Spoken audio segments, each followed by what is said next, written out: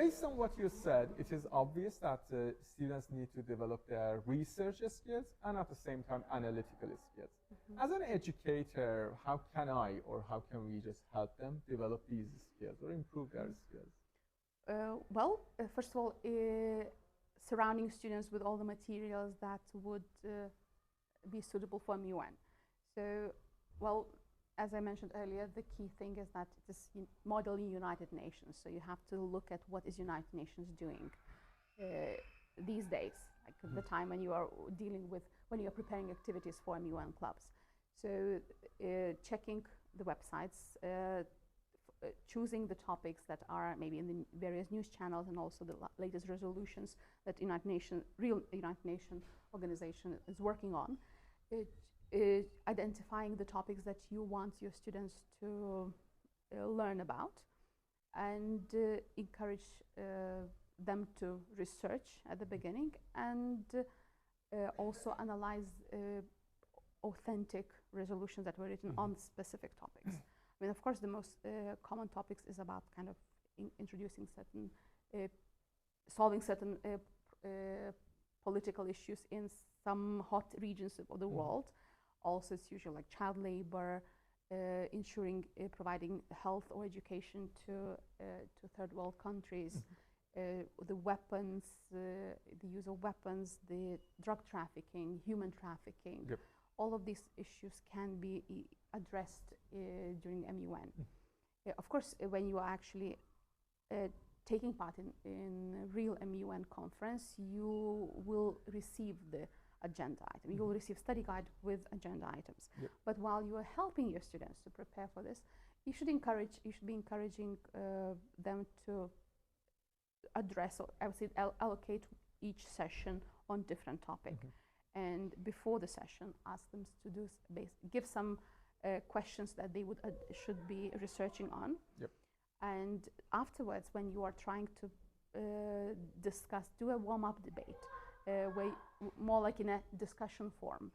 And afterwards, you would do the mock debate based on because MUN debating is not like I'm expressing my opinion and you are commenting or we agree or disagree on the topic. Yep. That is not done this way. It is more like a compilation of speeches. Yep. So you are choosing as a committee a topic at the time to discuss on, like for moderated caucuses. Yep. So for half an hour or so, you are debating on certain topic. I would say usually about half an hour, 20 minutes. You're debating on one topic as the whole committee. So you're not really encouraged to comment too much on other delegates, but you are expressing your country's position on the issue. So that's the first thing. So that's what you should be doing in your club. Yep. So you should be encouraging them to do prior research, then discuss what information you have, what could be the solutions, and then try to encourage them to apply all this information into those speeches, 1-minute speeches that during the mock debate. Yep. So and afterwards, of course, the purpose of each Model United Nations conference is each committee has to produce certain resolution paper. Resolution paper is all about the solutions. How do you suggest the United Nations or that particular committee you're working on to solve this problem? Yep. And of course, you have to take into consideration that this is not your personal problem and your personal ways to you cannot approach this problem in your personal way, the way that you would address as individual. Yep. In this case, you're representing the country. So what is your country's position? Is your country, in which region is your country? What your country is, which countries your country is friends with or doesn't have very friendly relationship. So you have to be aware of that. Therefore, the point of any MUN club at school is to introduce students to the balance between the countries, to understand who is who, who are friends, who have intense relationships, so to say. So you have to introduce all of these details. Also doing such basic thing like brainstorming about countries.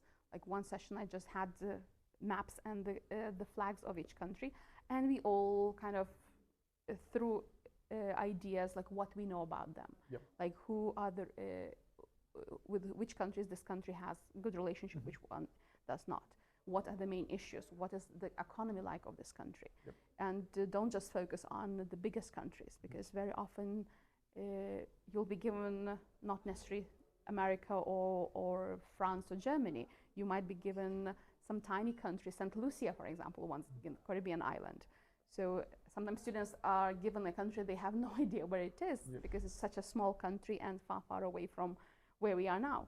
So it's very normal not to know, but that's the thing. You are made to get interested, research on that country, and that's how you manage to widen your perspective and become critical from that country's position. I think the interesting thing is that sometimes you're given represent a country that doesn't have many friends.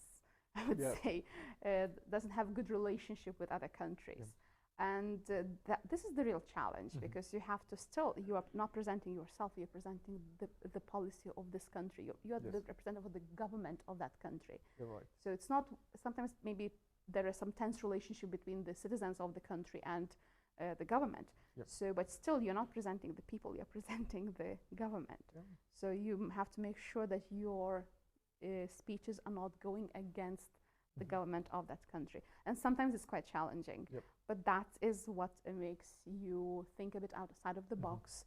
That's what gives you those skills that you will need eventually in your professional life or academic. Yeah, that was very comprehensive. The way that you mentioned that you are representing the government, not the people, and also the way they can just develop their skills throughout this process.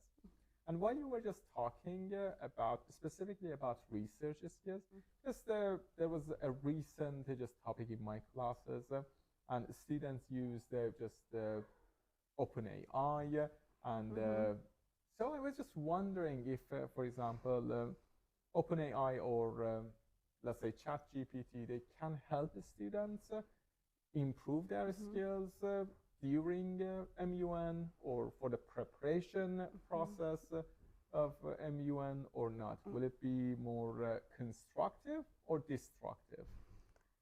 Both. That's it is. I mean, we definitely. Well, we should know that in nowadays most MUN conferences have very strict policy. When it comes to speech making, you really will not have much time to prepare. So you won't really have time to go to your laptop, connect to Wi-Fi, and write and expect to double check the speech. There will be really no time. That's why it's important to learn to make speeches on spot. But we cannot deny the fact that Chat IA exists, and we have to know how to use this tool, because it's a very useful tool, and it makes it can make our life easier. But of course, when you are approaching this new technology, you have to you cannot just treat it as a Google. It's not Google. It will not give you the links to certain websites, and it will give you the perspective of whatever information is put in there. You will still have to employ your critical thinking skills in order to choose what is right, what is wrong. It can give you some good phrases to use in speeches. It can even, if you supply the ChatGPT with proper information, it can benefit you in a great way. But you have to make sure you know how to use it. You know how to provide certain information, and make sure that the information that is, information that is being assessed by the artificial intelligence is actually assessing it the way that benefits you, your country, you as a delegate. But especially now, I think still many conferences, they do not want delegates to use computers or cell phones. The only time you're allowed to use it freely is during the resolution writing, because usually you are writing it on Google Docs. But that's why do not depend fully but it can actually help you to write, let's say, opening speech. Yep. Opening speech is something that you make once and you can prepare and forget it. That's it. Yep. And that's, I think, the mistake that most students do. They spend too much time on opening speech, Yep. which is, I think, the least important speech. It is important because it gives you, actually, it sets the tone of as you as a delegate in the Yep. conference. It gives first impression, and we know that first impression matters. However, it is still just 1 minute. You are expected to make 20 more other speeches during the conference. So it's just tiny percent, 2% of your whole conference. Yep.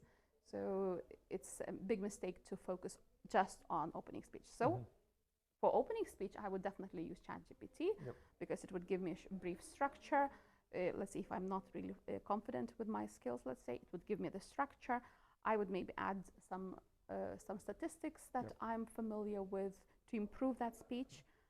Maybe I'll use more formal tone or ask GPT to use different types of tone to help me, and I would choose the relevant information, and I would definitely use it for opening speech.